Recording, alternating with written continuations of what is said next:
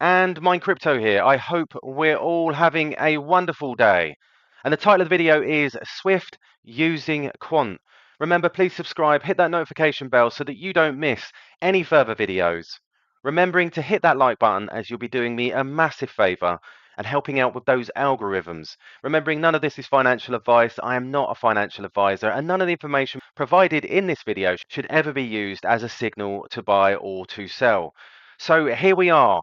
Slightly different start today because I'm actually here in Arkham Intelligence because I want to show you a few things. As we can see, 24-hour volume, we're currently at $21 million and currently down 0.47% in the last 24 hours, but up 2.4% in the last 7 days and up 8.91% in the last 30 days.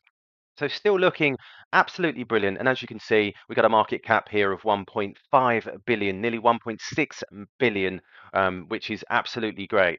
So as we can see here, we've seen a lot of outflows from the exchanges and approximately 61,000 leaving Binance, around about 32,000 leaving Coinbase. And this is within the last week. And we can see here from Bitrue, another 16,000, and we work our way down. But what I'm really interested in is obviously what I post on Twitter. And as we can see here, I put a value in of 1,000 because I think that's quite an important value.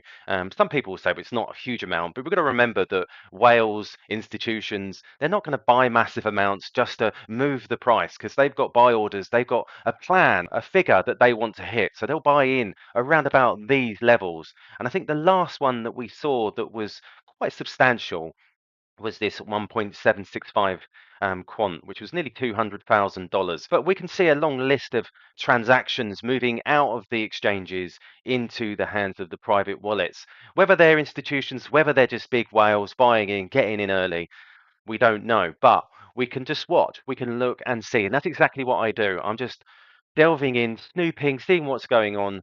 This is all about market depth, looking at where the big wallets are. I can look at some of these wallets and see what they're buying. And even if I want to check out another coin, I can look for big players and see what they're buying and where they're buying it. But we move on to some more very, very interesting news. We saw this yesterday, Swift testing an API-based interoperability model for electronic bills of lading EBL that it says could help digitize global trade. And this was an article from FinExtra, Swift trials the electronic bill of lading interoperability model. And we can see from here, Swift has partnered with BNY Mellon and Deutsche Bank to test an API based. An API based, well, we wonder who that is.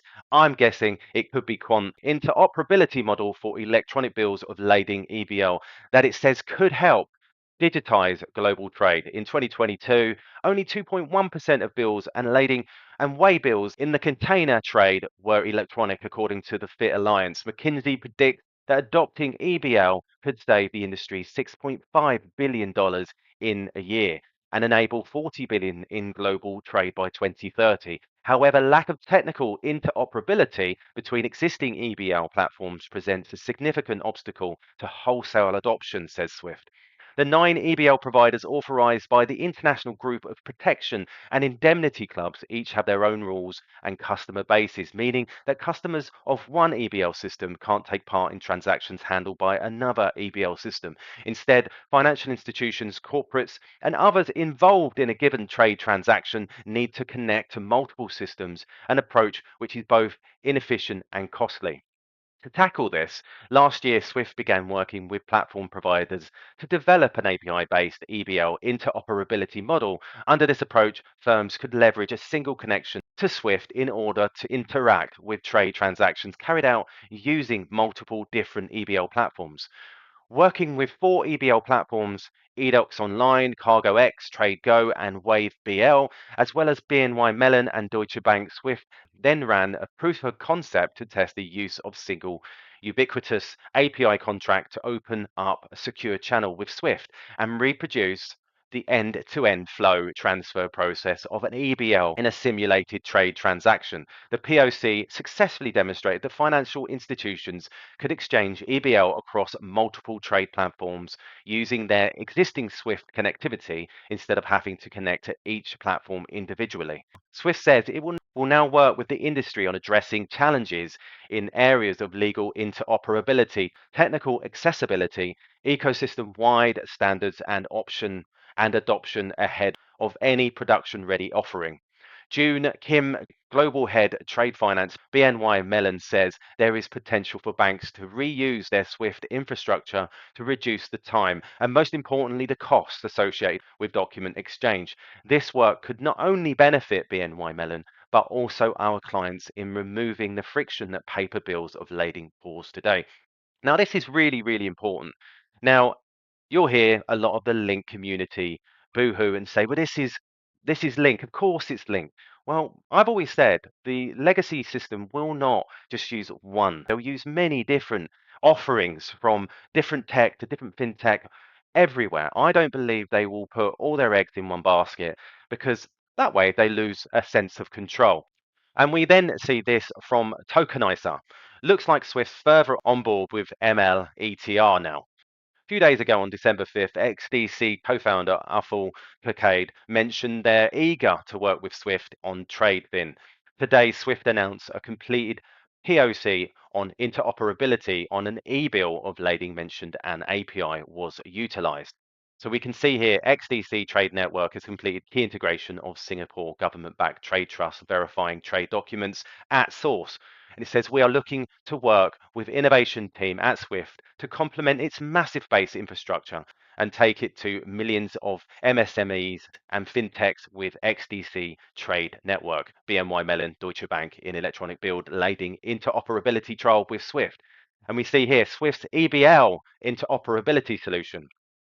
So banks need to be able to receive them electronically and transfer them to do so with 9 separate platforms. A bank or anyone in the supply chain would need multiple EBL integrations. Swift is proposing that banks use the existing Swift connection and to adopt a single API. So now we have to ask the question, which API are they using? Well, we know Quant is the perfect API that they could use. Now, we also see this from Anders. This was back in March 2023. Very, very interesting read. Swift is really changing structure. If you can't see that, then you must be blind. I can see potential collaboration using different crypto assets, which is what I've always said. I believe Link will be used, but I also believe Quant will be used also. So interoperability, standards, trade finance, liquidity, and gateways. And as we can see here, Innovation Officer, we can interlink multiple tokenized platforms and different types of cash payment through a single gateway. And we see here, yet the smooth movement of goods is hampered by all the paperwork between jurisdictions with different standards. We can also see here, such a seamless payment experience only works if everyone adopts the new standards and interoperable technologies. And we know what standards they're talking about because TC 307, ISO 222. So everybody would need to adopt those. And we know that Swift has adopted the ISO 222 standards. So all looking very, very interesting. And then we see this video from Atlantic Council, and we can see the Chief of Innovation at Swift, Tom, announced at our Exploring CBDC conference, we'd love to work with the IMF. We'd love to work with the BIS, and we know who works with the BIS. We think these are really compelling. You know, if we end up in that scenario with a unified ledger. So let's have a listen. I think what we're seeing here as we talk through all of these projects is a bifurcation of interoperability models, right? There's one understanding of interoperability, which is that there's going to be a common platform of some sort. It looks different across the different models that we've looked at that everyone is going to operate on and build upon. And then there's an understanding of interoperability that's different from that, which is that people are going to be working across different platforms, and how we build bridges across those platforms is what interoperability is about. Tom, I want to turn to you about your thoughts across those two models of interoperability.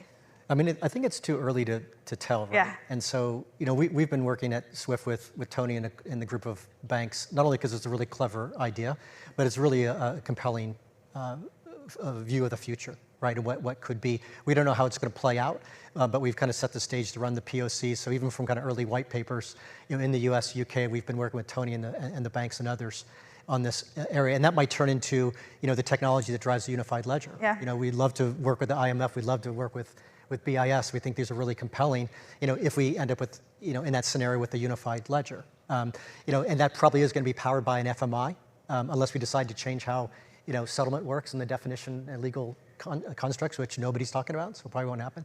Today we have over 230 market infrastructures that are connected to SWIFT. So it's kind of what we do, right? So we'd love to be involved in that. There you go. They'd love to be involved in that. And that's the way I see it. This is going to be a multifaceted approach. So there you go, guys. I hope you liked this video. If you did, please like and subscribe. Remembering none of this is financial advice. All the best, and I'll catch you later.